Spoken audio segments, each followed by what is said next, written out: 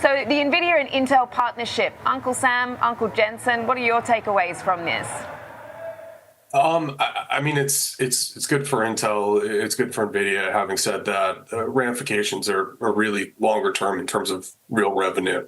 So chip design cycles are multiple years typically. So best case scenario in terms of new products and any revenue from this, probably a couple of years out. If you want to be a little bit of a conspiracy theorist, China certainly has acted ahead of negotiations with the U.S. To try to create some bargaining points.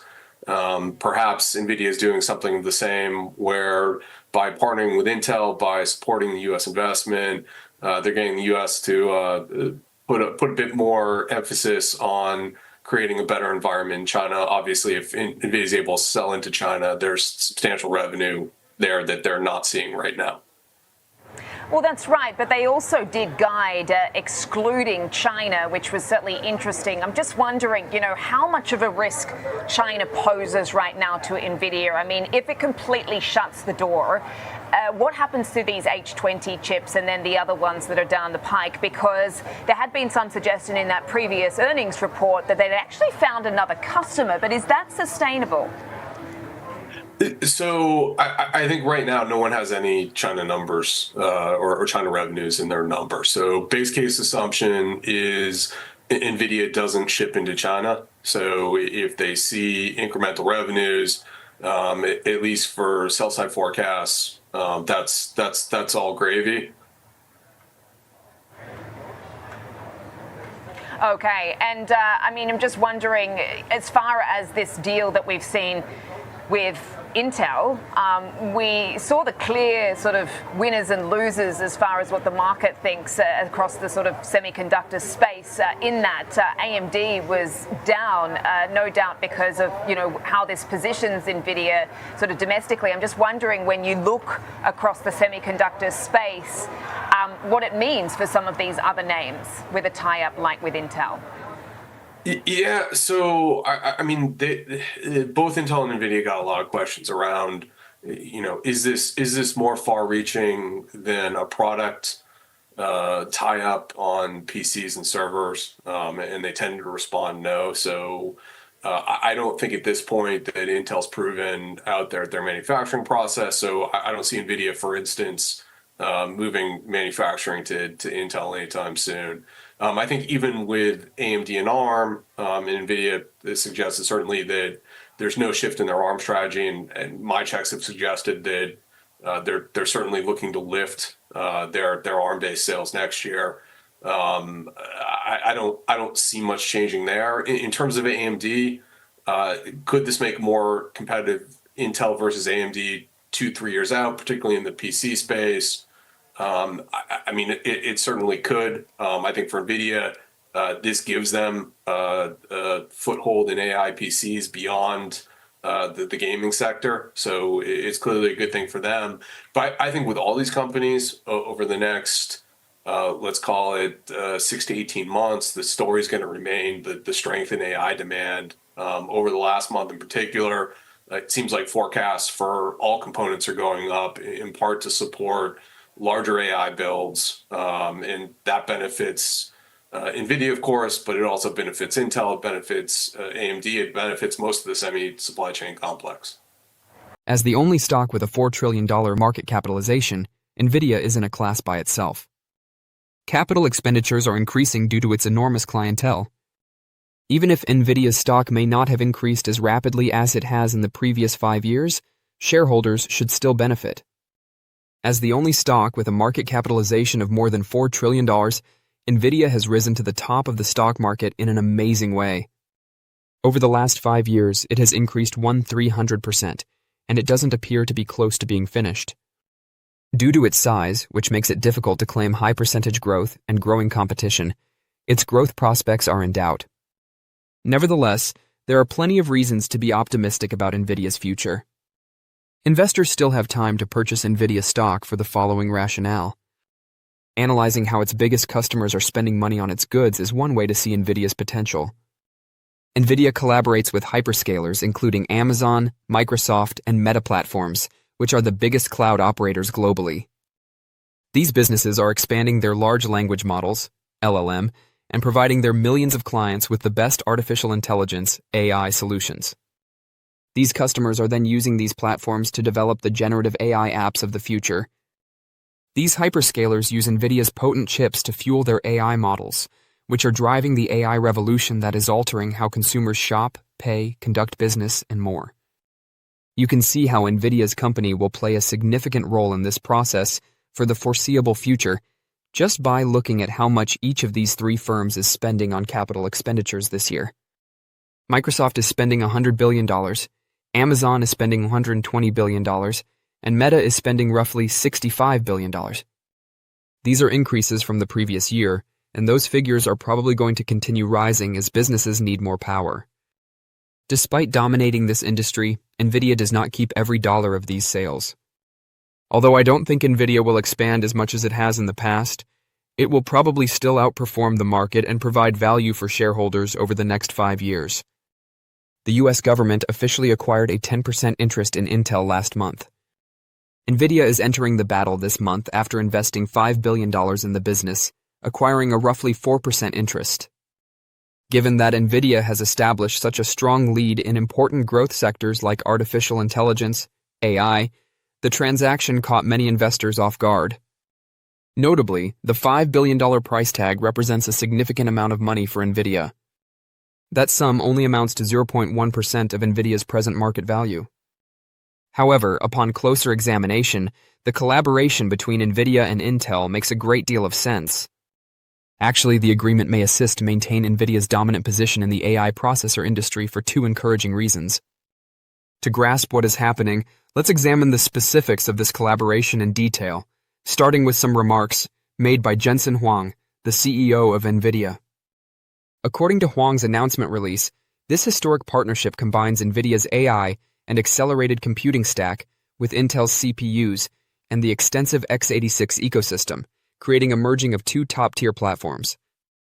By working together, we will develop our ecosystems and provide the groundwork for the upcoming computer era. Although these remarks contain some technical jargon, they capture the essence of our collaboration. For many years, Nvidia has held a significant advantage in AI chips.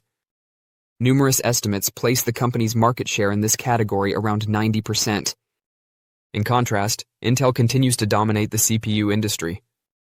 About 60% of the market is dominated by its chips in that category. Approximately 50% of desktop computers, 73% of laptops, and 76% of servers are powered by Intel CPUs. Nvidia is particularly interested in this server market share. About half of the value of Intel's shares has been lost since 2021. In contrast, Nvidia's stock increased by over 1,000%. Given that both businesses hold significant market shares in their respective sectors, why is there such a disparity in performance? The Georgetown University Center for Security and Emerging Technology claims that computation on a scale that was unthinkable just a few years ago is essential to the success of contemporary AI techniques. According to the center, modern AI chips are tens or even thousands of times faster and more effective than CPUs when it comes to AI algorithm training and inference. For decades to come, the AI market is anticipated to expand by at least 30% annually. Early investment allowed Nvidia to take control of this rapidly expanding sector, which requires parallel processors that can execute thousands of tasks at once over Intel's more general-purpose CPUs. However, for the AI sector to operate, both AI-focused GPU and CPU chips are needed. When efficiency is a top concern, CPU chips can perform exceptionally well in low-latency workloads. Additionally, data centers all around the world use both CPUs and GPUs to function. In essence, the collaboration between Nvidia and Intel commits Intel to producing specialized x86 CPUs for Nvidia's AI infrastructure platforms. Additionally, Nvidia must more directly integrate its GPUs with Intel's client computers. The end effect is a mutually reinforcing environment that can enhance the effectiveness and performance of the products produced by both businesses.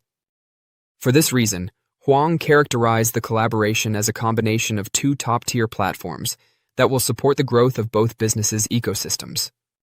This collaboration guarantees two things. First, Nvidia will now be able to control its hardware stack more tightly. Nvidia is adept at combining different parts to optimize performance and vendor lock-in, as demonstrated by the company's CUDA development platform. Nvidia can further develop its tech stack in ways that rivals cannot, at least not yet, thanks to greater control over the CPU side of the stack. In the meantime, Intel will be able to incorporate Nvidia's cutting-edge AI capabilities in ways that its rivals would find challenging to match. The combination of Nvidia and Intel's technologies could make Intel's chips more attractive to their end markets, particularly data centers wishing to add more Nvidia chips. CPUs are already being created with specialized AI cores. These days, Intel CPUs are the obvious supplementary option. The pivotal moment in this story is not Nvidia's $5 billion investment. Rather, the long-term advantages will come from the integration of each company's technology stack. Don't forget to share your thoughts and experiences in the comments below. Your input helps create a more knowledgeable community where we can all learn and grow together in the world of investing. Stay up to date with the latest market trends, insights, and key updates by subscribing to Investing Tutorial. We're here to help you make smarter investment decisions and stay ahead of the curve. Sam, well, if you look at the chart or price action on NVIDIA, using the weekly time frames to smooth out some of the volatility on the daily charts, going back to early September, the stock reclaimed the 10-week moving average after its late August earnings, where it fell below that's rolling moving average. So I'm going to use that as a proxy or a benchmark of support to structure a bullish trade on the stock. So we're now moving to the second week above the 10-week moving average.